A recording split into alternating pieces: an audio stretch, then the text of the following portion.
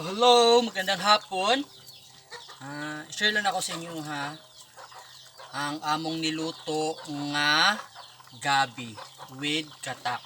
So ito na siya guys. Nilagyan na namin to ng pangalawang katak. Ayan. Ang gabi is luto na rin.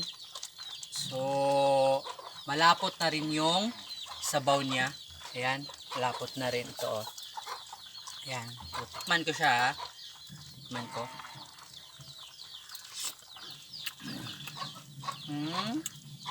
Okay. Ito pala nilagyan na namin ng asukal. Asukal at saka asin para yung lasa.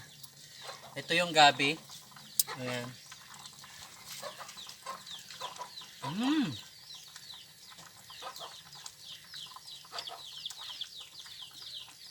Luto na yung gabi.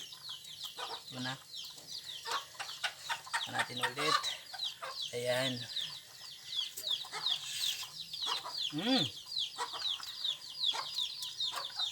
Sa lahat ng mga nakaluto ng ganito guys, alam nyo kung ano yung lasa. Ayan. Alam nyo na. Masarap siya. Matamis. Matamis kasi nilagyan namin ng asukal. Nung nakaraan kasi nagluto kami dito, walang asukal yun, walang gata. So, pure lang talaga na gabi. Ngayon, nagsuggest si Bea nga nalagyan ng gata. So, trinay namin. Nagluto ako. Ayan.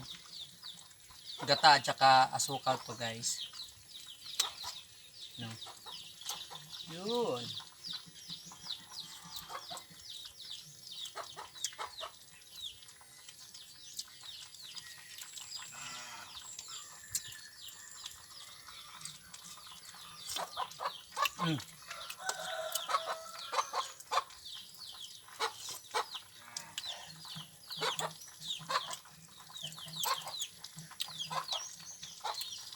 Alam niyo yung ginataan?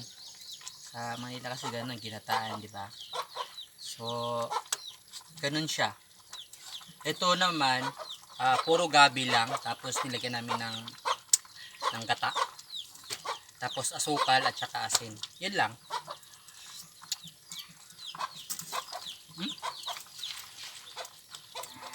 Luto na to. Hahaunin ko na lang. Para hindi masyadong hindi maubos yung gata niya. Ay sayang, masarap yung gata.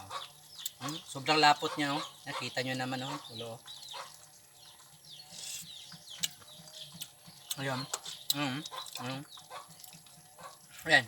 Malapot siya.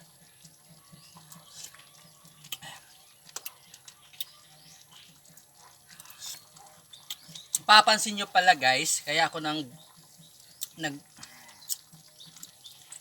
nagtatagalog kasi may advice sa akin yung uncle ko nasa Manila. Sabi niya, boy, maganda siguro magtagalog ka kasi may mga kaibigan ka sa Manila para maintindihan nila kung ano yung sinasabi mo. So yun, tama naman. Mga Bisaya nakakaintindi naman ng ng Tagalog.